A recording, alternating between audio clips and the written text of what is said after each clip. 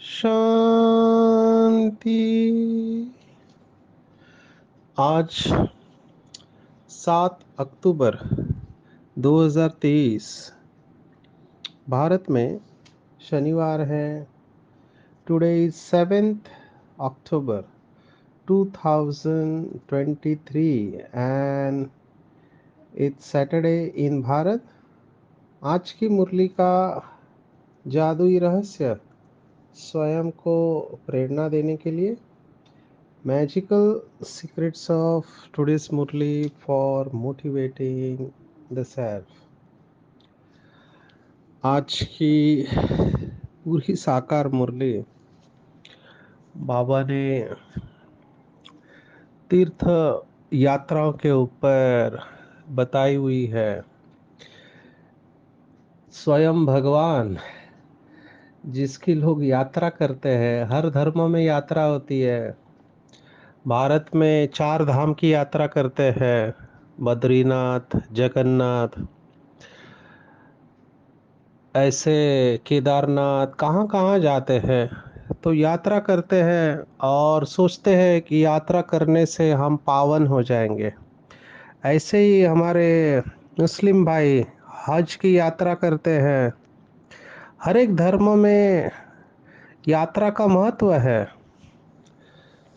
तो यात्रा किस लिए की जाती है? ताकि हम पाप नहीं करें, पाप से बचे और पावन या पवित्रता का अनुभव करें। बाबा ने हमेशा 2 यात्राओं के बारे में बताया, एक जिस्मानी यात्रा और रूहानी यात्रा। और हम सब बाबा के बच्चे जानते हैं कि जन्म जन्मांतर हम ये जिस्मानी यात्राएं करते आए हैं, लेकिन फाइनल में क्या हुआ? इतनी सब यात्रा करने के बाद भी हम गिरते ही आए हैं। अब ये ऐसी कौन सी यात्रा है जो हमको करनी है, जिसके वजह से हम संपूर्ण पवित्रता को प्राप्त करें? तो वो है रूहानी यात्रा। यात्रा शब्द मुझे पर्सनली बहुत अच्छा लगता है। मेरा एक फेवरेट कोट है जो मैंने हमारे रूम में लिखा हुआ है, आते जाते मैं उसको देखता रहता हूँ। उसका कारण मैंने रियलाइज़ किया कि हमारी प्लानिंग बुद्धि चलती है। कॉर्पोरेट में बहुत साल काम किया है, तो संस्कार ये है कि आगे की बात पहले से ही प्लानिंग करना। तो हम आगे का बहुत सोचते हैं। तो फिर मैंने देखा प्लानिंग तो करना अच्छा है, लेकिन प्लानिंग में हम वर्तमान को भूल जाते थे। और जिसको आज भी बाबा ने स्लोगन में कहा, एग्जैक्टली वही अवस्था में अनुभव करता था। बीच बीच में ऐसा होता है कि अटेंशन का टेंशन हो जाता है, क्योंकि परफेक्शन के संस्कार होने के कारण हर बात परफेक्ट होना चाहिए। खास करके टाइम के प्रति बहुत कॉन्शियस थे कि एक सेकंड भी वेस्ट नहीं जाना है। ये क्यों? परफेक्शन का संस्कार है। तो खाने में कितना टाइम, ट्रेन में कितना टाइम, फ्लाइट में कितना टाइम, हर बात को मैं प्लान करके चलता था और इतना अटेंशन रखता था। तो मैं देखता था कि मुझे अटेंशन का भी टेंशन आ रहा है। माना मैं अपने आप को इतना पुश कर रहा था, अपने ऊपर प्रेशर डाल रहा था परफेक्शन के लिए। तो मैंने रियलाइज किया कि ये ठीक नहीं है, क्या किया जाए? तो फिर मुझे वो जर्नी यात्रा याद आई। और जर्नी का फेमस कोटेशन काफ़ी प्रचलित है। ये कोटेशन वो कहते हैं कि लाइफ इज़ अ जर्नी, माना जीवन एक यात्रा है और खुशी यात्रा के साथ है, यात्रा के अंत में नहीं है। और मैं एग्जैक्टली यही गलती कर रहा था कि मैं सोच रहा था कि लक्ष्य प्राप्त होने के बाद में खुशी मिलेगी। तब तक तो मैंने अपने आप से पूछा कि लक्ष्य प्राप्त जब होगा तब तक क्या करोगे? तो ये कोटेशन इमीडिएटली आपको ये याद दिलाता है कि खुशी यात्रा के साथ है। क्योंकि मैंने देखा जो लक्ष्य प्राप्त हुआ उसकी खुशी भी अल्पकाल की है, जैसे ही वो प्राप्त हुआ दूसरा लक्ष्य फिर से तैयार है और इसी में ही पूरा जीवन चला जा रहा है। तो मैं अपने आप को अलाउ नहीं कर रहा था कि वो फीलिंग है सफलता की वो अंदर सिंक इन हो जाए। तो मैंने जब ये कोटेशन अपने दीवार पे रखा तो मैं हर क्षण यात्रा का आनंद लेने लगा। अभी भी प्लानिंग बुद्धि तो चलती है, लेकिन यात्रा का आनंद लेना माना वर्तमान में जीना, supremely focus in the present moment. जैसे अभी मैं आज तारीख है 5, लेकिन मैं 7 तारीख की मुरली रिकॉर्ड कर रहा हूँ और अभी मैं प्रोग्राम लॉन्च प्रोग्राम करके आया हूँ कूच बिहार का। कूच बिहार ये नॉर्थ बंगाल में एक डिस्ट्रिक्ट है जो इंटरनेशनल बाउंड्री भूटान बांग्लादेश के बॉर्डर को लग के है। कभी कभी लगता है आपको हर स्टेट के अनुभव सुना है कि यहाँ पे बांग्लादेश लग के है। आप में से जो हिस्ट्री को जानते हैं तो यहाँ 3 बीघा कॉरिडोर है। बहुत विचित्र बात है कि राजाओं ने जुआ खेला था, उसमें अपने विलेज को लगाया तो भारत का राजा हार गया तो उसको भारत का एक गांव बांग्लादेश को देना पड़ा। अभी वो गांव है बांग्लादेश का, लेकिन उसके चारों तरफ भारत है और बांग्लादेश अलग है। तो भारत ने एक ऐसा समझौता किया जिसमें भारत ने बांग्लादेश को भारत में से एक रास्ता दिया जिसको 3 बीघा कॉरिडोर कहते हैं। तो वो रास्ता बांग्लादेश से भारत से होके गुजरता है और वो बांग्लादेश के गांव में जाता है जिसकी लोक संख्या 30,000 है। वहां से लोग इधर जाते हैं और बीच में भारत है। तो ये बहुत विचित्र बात है। आप जब बॉर्डर पे जाते हो तो बहुत सारी बातें आपको सीखने को मिलती है कि भारत में जो कुछ भी हो रहा है, सिक्योरिटी का इशू है, बहुत सेंसिटिव बातें होती है बॉर्डर पे। मैंने ये रियलाइज़ किया त्रिपुरा में भी बांग्लादेश का बॉर्डर है, यहाँ कुछ बिहार करके है, यहाँ राजाई थी तो यहाँ पर भी बांग्लादेश का बॉर्डर है, भूटान का भी बॉर्डर है। जहाँ पर भी बॉर्डर पे गए, अमृतसर में एक वाघा बॉर्डर है, आप में से कई लोग गए होंगे जो बहुत फेमस है।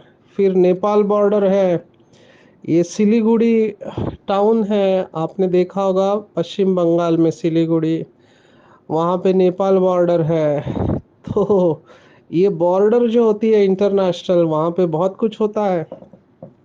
तो ऐसे हर स्टेट की अपनी विशेषता होती है। कई बार लगता है आपको शेयर करें। तो अभी ये लॉन्च प्रोग्राम नशा मुक्त भारत अभियान का करके मैं आया हूँ।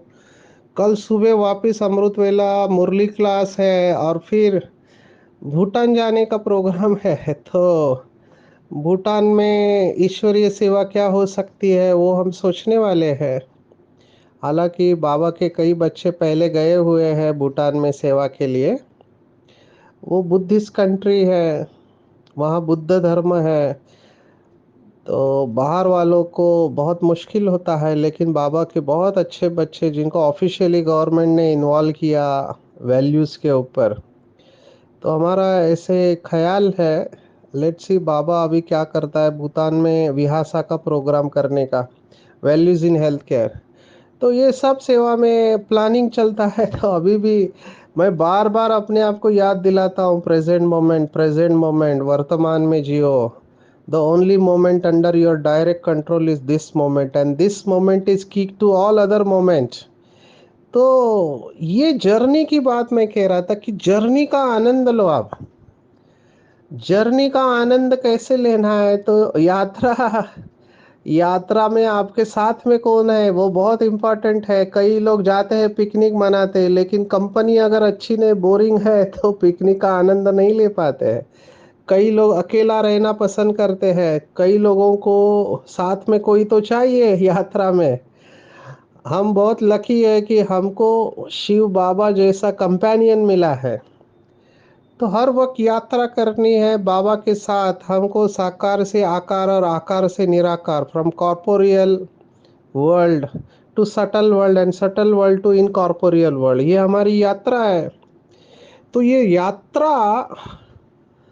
हमको इसका आनंद लेना चाहिए।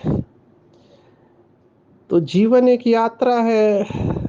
अभी मैं अपने यात्रा के बारे में आपको बता रहा हूँ। इस जन्म का ये शरीर जन्म हुआ मुंबई में हुआ। मुंबई में परेल रेलवे स्टेशन है, वहाँ वाडिया हॉस्पिटल है। 1971 का जन्म है। तो मैं अपनी यात्रा को देख रहा हूँ।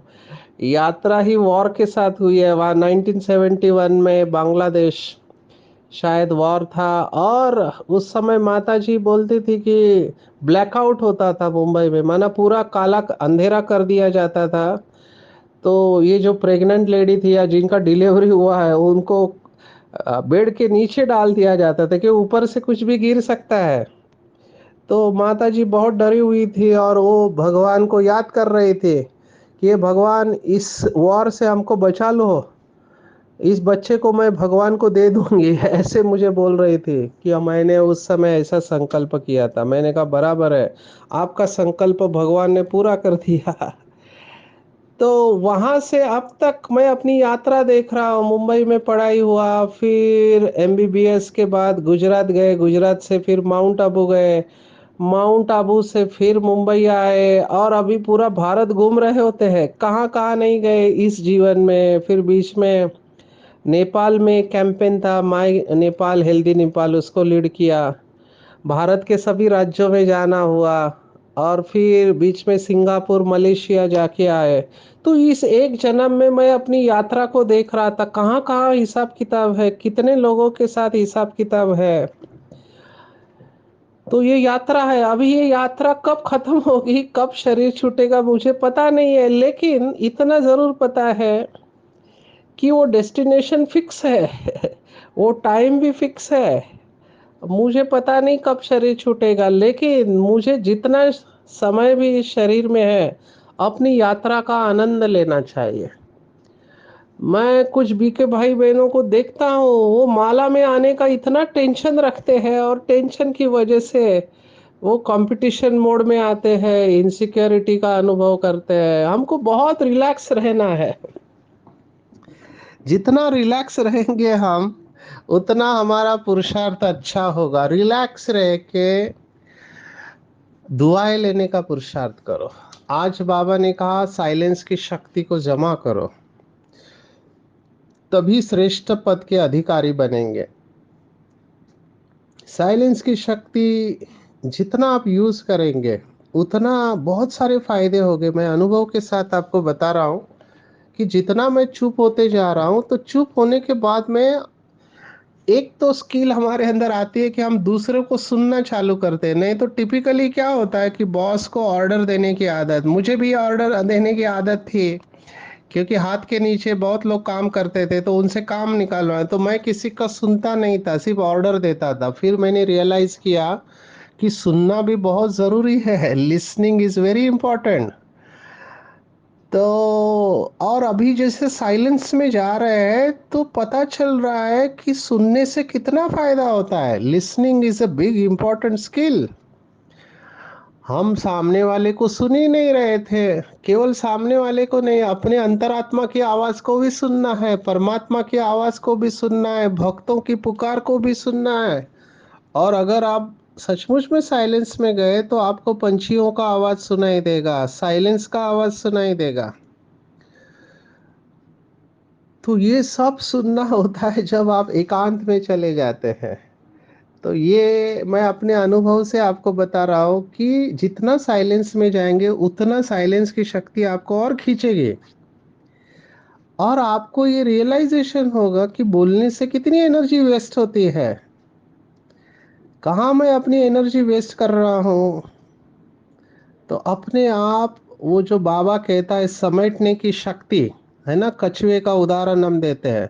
तो कछुआ क्या करता है, सभी अंगों को सिमेट के अंदर बैठ जाता है। हमको भी ये जो बार बार बहिर्मुखता की तरफ जाने की प्रवृत्ति है, उसको समेट कर साइलेंस में बैठ जाना चाहिए। और जब साइलेंस में अनुभव होने लगता है, तो आप ये अनुभव करेंगे कि आपके अंदर कुछ जमा होते जा रहा है, आपको शक्ति मिलते जा रही है। हालाँकि कुछ लोगों को चुप रहना माना सज़ा होती है। अभी मैं मेडिटेशन की कमेंट्री दे रहा था, 400 लोग बैठे हैं सामने। बहुत बड़ा हॉल है यहाँ का, पंचानन हॉल, कूच बिहार में। तो मैं देख रहा था कुछ लोग जैसे ही साइलेंस हो गए, ये 400 लोग साइलेंस में चले गए, लेकिन कुछ लोग रेस्टलेस हो रहे थे क्योंकि उनको साइलेंस की आदत नहीं, पैर हिला रहे, हाथ हिला रहे हैं। तो उनको इतना साइलेंस की आदत ही नहीं है, तो चुप बैठना भी कुछ लोगों के लिए सजा होती है। ये शब्द, दो शब्द हमने पहले भी देखे, एक है अकेलापन और एक है एकांत। दुनिया में मैं देख रहा हूँ लोग बोर हो रहे, बोर्डम। बोर्डम ये बीमारी है, मना कहते हैं अकेले है, अकेले है, अकेले है। तो मैं उनको कहता हूँ, खास करके ये यूथ कहते हैं अकेले, अकेले फील करते हैं हम। तो मैं उनको वो गीत याद दिलाता हूँ, अकेले है तो क्या गम है। हमारे साथ स्वयं भगवान है। अकेले से आप क्यों डरते हो? एक्चुअली अकेले में अगर आप बोर हो रहे हैं तो इनडायरेक्टली आप यही कह रहे हैं कि आप अपनी कंपनी को एंजॉय नहीं कर रहे। दैट इज अकेलापन। योगियों के लिए अकेलापन माना वरदान है। एकांत में आनंद आसन लगा के बैठ जाना चाहिए। मैं जितना टाइम मिले एकांत में रहता। अभी मेरा काम ही है लोगों से बात करना। लोग अपॉइंटमेंट में खड़े हैं कि सर आपसे बात कर रही है। कितने लोग आते हैं बात करने, मैं कहता हूँ व्हाट्सअप करो। फिर कहते आप व्हाट्सअप रिस्पॉन्ड नहीं करते, मैंने कहा फ़ोन पे बात करो। तो कितने लोग हैं। तो मैं चाहता हूँ इसमें से थोड़ा समय अपने लिए निकाल के एकांत में बैठो, क्योंकि एकांत में मैं फील करता हूँ कि बैटरी चार्ज हो रही है मेरी। क्योंकि दिन भर में सेवा में आप चाहो नहीं चाहो, वाचा की सेवा है, जर्नी होती है बहुत, 12-12 घंटे का जर्नी करता हूँ, तो शरीर के ऊपर इफ़ेक्ट आता है। खाने का कोई टाइमिंग नहीं है, सोने का टाइमिंग नहीं है, तो शरीर के ऊपर इफ़ेक्ट आता है। फिर खाने को चेंज कर देते हैं, स्किप कर देते हैं, क्योंकि डाइजेशन में बहुत एनर्जी जाती है। ये सब खुद को मैनेज करना पड़ता है, उसके बाद भी शरीर के ऊपर इफ़ेक्ट आता है। तो हम देखते हैं कि हम बर्नआउट में जा रहे हैं। बर्नआउट माना टायर्ड एंड एग्जॉस्टेड, ये शरीर इशारा दे रहा है। तो फिर हम शरीर को रिलैक्स कर देते हैं, एकदम डीप रिलैक्सेशन में जाके साइलेंस में बैठ जाते हैं। एकदम ऐसे अनुभव होता है जैसे वेटलेस हो गए। ये एक अनुभव मैं आपके साथ शेयर कर रहा हूँ। अचानक बैठे बैठे मैं हल्का हो जाता हूँ। तो मैं सोच रहा हूँ मैंने तो कोई पुरुषार्थ नहीं किया, मैंने ये नहीं संकल्प किया मैं आत्मा हूँ, लेकिन अचानक हल्का कैसे हो रहा हूँ। फिर बाबा ने मुरली में जवाब दे दिया कि बाबा बच्चों की खातिरदारी करता है जो सेवा पर होते हैं। कई बार बाबा ने मुरली में कहा कि मैं बच्चों की थकावट दूर करता हूँ। तब मुझे रियलाइज हुआ कि बाबा हमको देख रहा है हर समय, जो बाबा की सेवा में है। और सभी सेंटर पर ऐसे बाबा के बच्चे हैं। खास करके मैं समर्पित बहनों को देखता हूँ, खास करके जहाँ पे हैंड्स की कमी है, दिन रात सुबह से रात तक बहनें लगी हुई रहती है। और शरीर के ऊपर इफेक्ट तो आता है। अभी मुझे बहुत वंडर लगा, मैं अरुणाचल प्रदेश गया था, अभी वो बहन, उसका हीमोग्लोबिन है 6 ग्राम%। उसने किसी को नहीं बताया, प्रोग्राम कर रही है बहुत बड़ा। एमएलए आया है, एमपी आया है, मिनिस्टर्स, ब्रिगेडियर सब आए हैं। हमको भी अंदाज़ा नहीं आया। फिर प्रोग्राम होने के बाद दूसरे दिन किसी और बहन ने बताया कि भाई साहब इसको चक्कर आ रहा है। मैंने कहा क्यों आ रहा है चक्कर? तो बोला हीमोग्लोबिन इसका 6 ग्राम% है।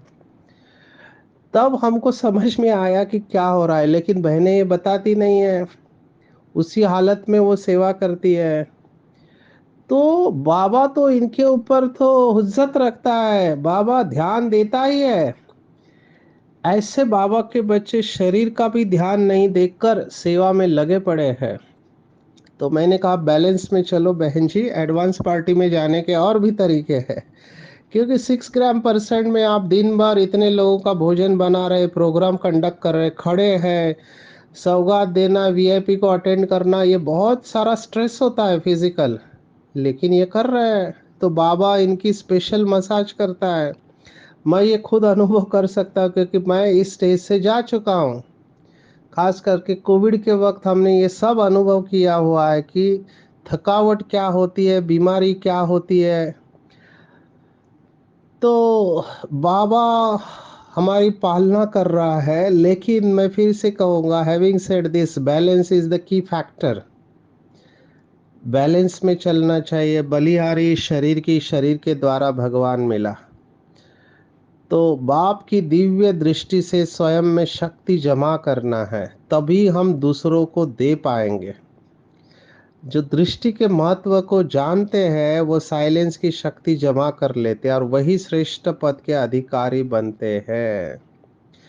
तो मैं चाहूंगा कि दिन भर में आप बीच बीच में, कितने भी आप बिजी क्यों ना हो, दादी गुलजार कहती, कोई कितना भी बड़ा बिजनेसमैन है, पानी पीने के लिए तो टाइम निकालता ही है वो। आप बहुत बिजी है, पानी पीते समय बाबा को याद करो, उस समय साइलेंस में चले जाओ। कल मैं सुन रहा था, अब ये बिरला कंपनी है, कितने बड़े बिजनेसमैन है बिरला, लेकिन उनका नियम देखो, 8 बजे वो घर पे आने के बाद में सभी लोग अपना मोबाइल जमा कर देते हैं। माना वो पौना घंटा भोजन के वक्त मोबाइल को हाथ नहीं लगाएंगे। भोजन पे सभी परिवार वाले साथ में बैठ के विदाउट मोबाइल, टीवी, एनीथिंग, आपस में प्यार से भोजन करेंगे। भोजन करने के बाद फिर से पौने 9 से 9:30 तक शेयरिंग करेंगे।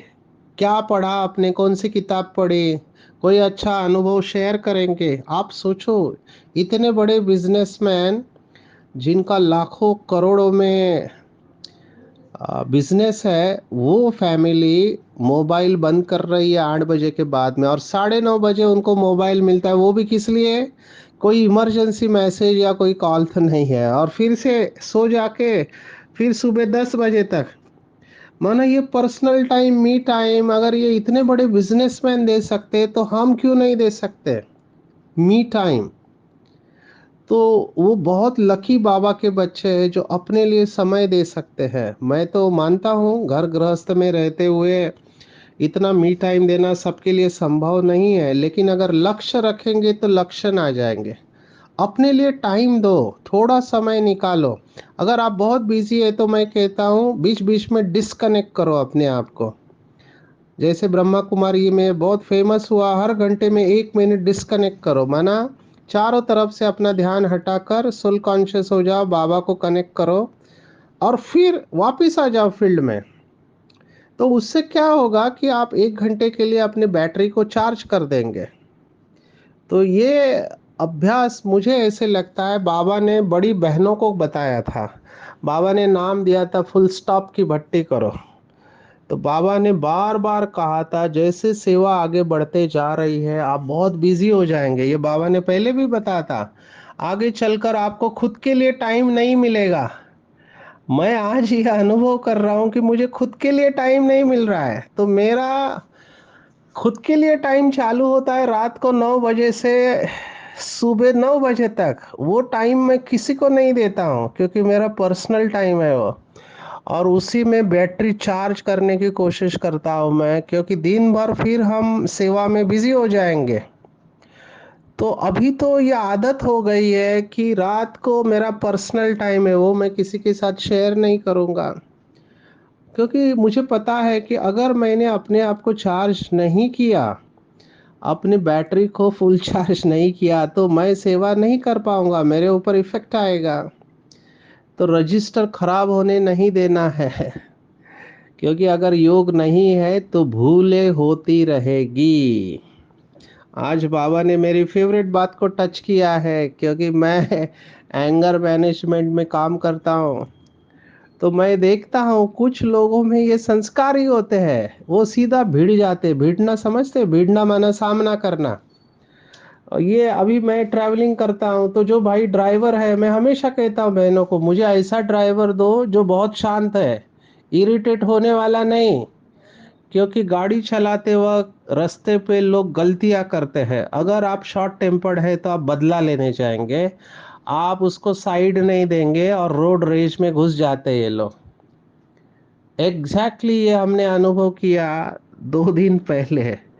तो मैं उस समय शांति के वाइब्रेशन देता हूँ, क्योंकि अगर एक्सीडेंट हो गया फिर एक दूसरे को दोष देना ये सब चलता रहता है। उस समय आवाज भी बढ़ जाता है, अलग माहौल होते हैं, एक गुस्से का होता है, एक डर का होता है, पुलिस आ जाते हैं।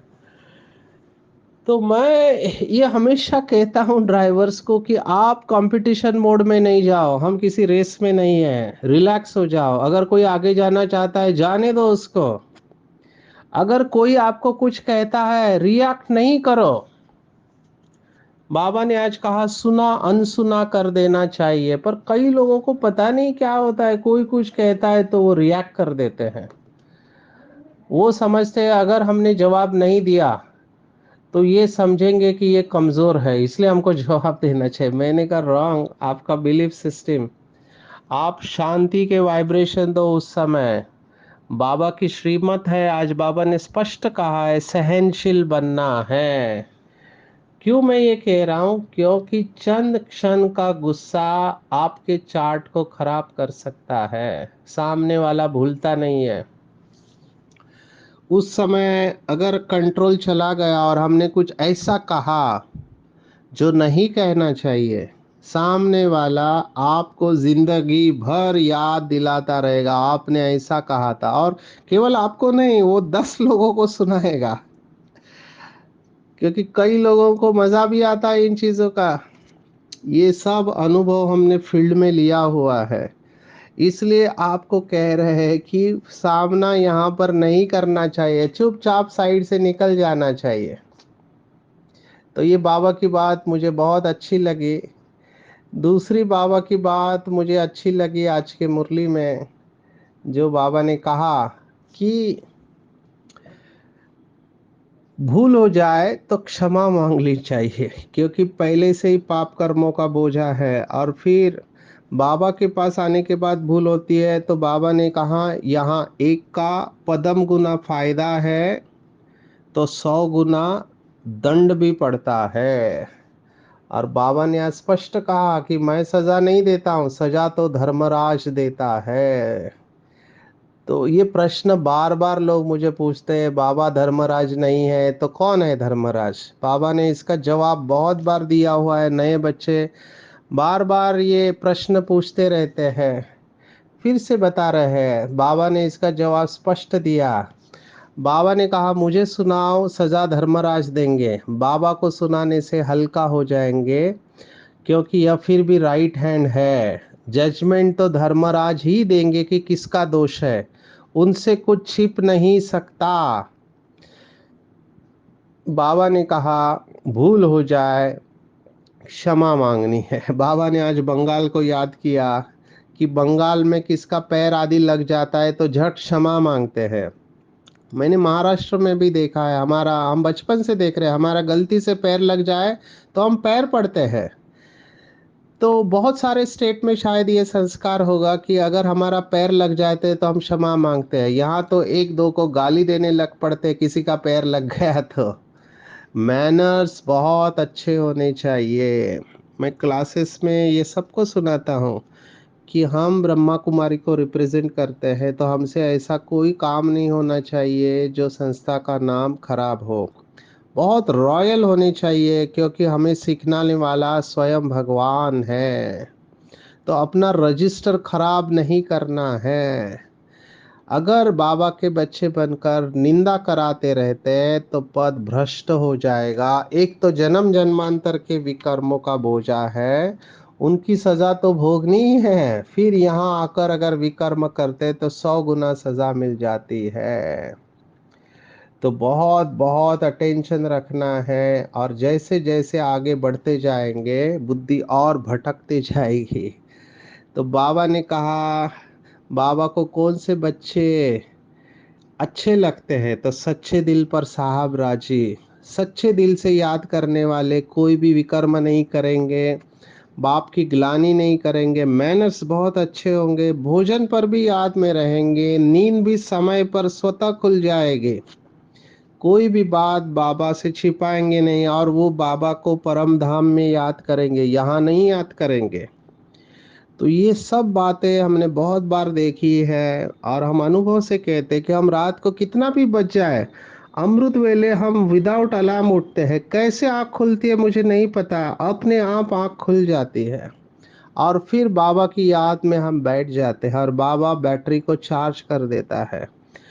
तो बाबा को परम धाम में याद करना है, ये बहुत इम्पोर्टेंट है। जितना दूर बुद्धि को लेके जाएंगे उतना बुद्धि सूक्ष्म होते जाएगी, और इसी को याद की यात्रा बाबा ने आज कहा हुआ है। तो आज पूरे दिन भर में टेक होम अगर आप मुझे पूछो तो मैं कहूँगा साइलेंस में रहो, अपनी चेकिंग करो, बीच बीच में शरीर से डिटैच हो जाओ, बैटरी को चार्ज करो, फिर कर्मयोगी बनो, माना फील्ड में आओ। किसी से सामना नहीं करना है, बात को बढ़ाना नहीं है, सुनते हुए अनसुना कर देना है, सहनशील बनना है। ऐसा कोई काम नहीं करना है जिससे हमारा रजिस्टर खराब हो। अगर गलती हो जाती है बाबा से क्षमा मांगनी है, और सच्ची दिल से बाबा को याद करना है। तो बाबा की ऐसे मदद मिलेगी कि बाबा आपको उड़ाने लगेगा। अच्छा, ओम शांति।